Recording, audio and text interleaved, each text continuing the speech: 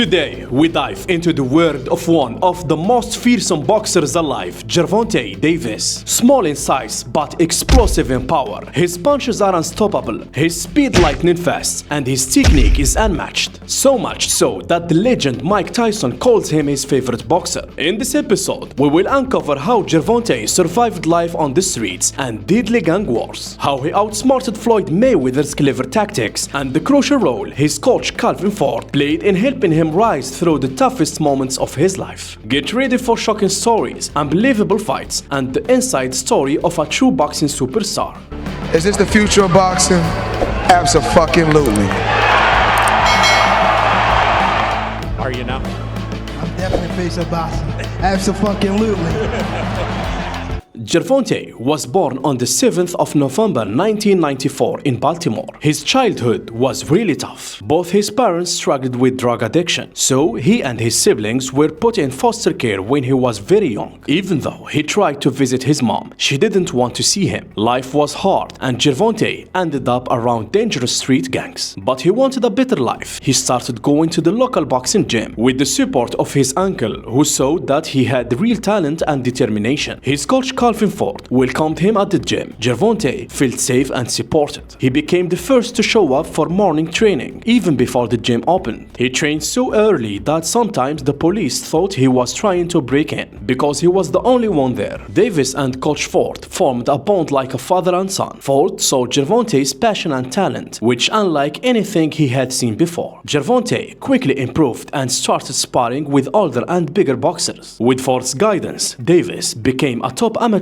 boxer, winning 206 fights. He was one of the best in the US. When the Olympics came close, Ford told him not to go. Instead, he encouraged Gervonta to focus on professional boxing, where the real fame, money, and success awaited. When Davis was 17 years old, he went to Las Vegas to train at Floyd Mayweather's gym. At that time, Mayweather was one of the biggest stars in boxing and one of the richest athletes in the world. Davis worked very hard in training. He faced some of the best boxers in Mayweather's promotions and hit them with very strong punches. Mayweather was impressed by his skill and strength. After the training, Floyd asked to meet Davis privately to talk about working together. In 2015, Floyd became Davis's manager. He gave Davis advice about what to do, what to say, and who to fight. Mayweather helped Davis get fights he could win and reach for world title faster. This guidance helped Davis grow as a boxer and learn the tricks of the sport from one of the best. With Mayweather's help and Davis's talent, they became a very strong team. Tank's career moved very quickly and he had many amazing fights. On January 14, 2017, Davis had his first chance to win a big world title. He fought Jose Pedraza, who had never lost a fight. Davis knocked him out in the 7th round and became the youngest world champion in boxing's history. Over the next few years, Davis continued his complete dominance in his weight class, winning many titles and successfully defending them. Some of his most notable victories include a 3rd round knockout against Liam Walsh in 2017, a 1st round knockout over Hugo Ruiz in 2019, and an exciting 12th round knockout win over Gamboa that same year. But in 2022, the boxing world was shocked by the news that Gervonta had split with Floyd Mayweather. Tank said that Mayweather no longer cared about him like before, focusing only on his exhibition fights and neglecting their joint projects. So Davis decided to separate and manage his career on his own. The real reason, according to sources close to Davis, was something much more serious and shocking. Gervonta discovered that Floyd was trying to damage his record by involving him in very tough and dangerous fights. This actually happened when Floyd convinced him to take big fights early to show his true strength. But Floyd's real intention was bad. Many believe it was jealousy, and Floyd wanted to ruin Davis so he wouldn't become a bigger competitor or better than him. Davis felt betrayed and disappointed, and he cut ties with him for good. Just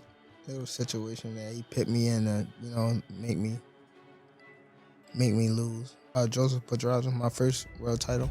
I was 16-0. I was 16-0. 16-0. And I was 21 at the time. And I haven't fought in like 7 or 8 months. Around that time, I wasn't making that much money. I probably was making like $10,000 a fight. 6 months is crazy to not fight, so when they came back and it was like, all right, you gotta fight. He was like, you gotta fight this fighter, which is Joseph Pedraza. If you don't fight him, you're not fighting. You're like sitting on a shelf. So I had to fight him. In the midst of all that happened. In recent years, Gervonta's personal life has been full of problems, including legal issues and court dates, which negatively affected his performance in the ring. He became less visible in public, and when he did appear, it was usually in negative news. As we mentioned earlier, Davis doesn't have close family guiding him, so his relationship with Coach Calvin is the only positive and helpful connection in his life. Tank, growing up in the city of Baltimore on a boxing level was kind of different. He didn't see the vision when he was young. We talked and grew up off of Mayweather and some of the fighters that came before him, way before him. And, all of us have our vision of, getting to that level where he's at today. It was a struggle, I remember one point of time he said, "Coach, I see it." I said, "What you see?" He said, "Man, I was dreaming. I seen myself walking down the ring with the belts." And it happened, Tank never wanted to be a world champion. He wanted to be a pay-per-view star. See, everybody don't know that. And that's what's so brilliant about Tank. I've been around Tank for so long, I listened to him, the same way like he listened to me and tuned into me, I listened to him. Stop playing with him. Get to his ass, here. Get to his ass. You understand what I'm saying? He's not on your level. Tank is currently an inactive boxer and even lost his world title because of legal problems. To be honest and fair, Davis has been one of the top faces of boxing in recent years. He won amazing fights thanks to his punching power and incredible speed, proving he is not just talented but also a fearless fighter. Despite all difficulties and pressure, he kept his place among the best and became an inspiration for millions. But in his recent appearances, many boxing experts and fans feel Davis cares less about his sports legacy and more about money. He seems to be using his name to earn as much as he can. His choice to fight Jake Paul, which he says makes sense for him in today's boxing world, shows how strange his recent decisions have become. What would make sense for Davis is to follow the path of legends, because he has their strength, speed and skills. If he wastes his prime and settles for just what he has, he is doing himself a disservice, because his abilities are extraordinary compared to other boxers today. He has two choices: make history or regret it for the rest of his life. Do you think he can come back and create glory even though his career seems distracted and nearing its end? Or you get caught up downtown way too enticing. Dark days, brighter lights in the night. Ay. Keep it cool, play it right,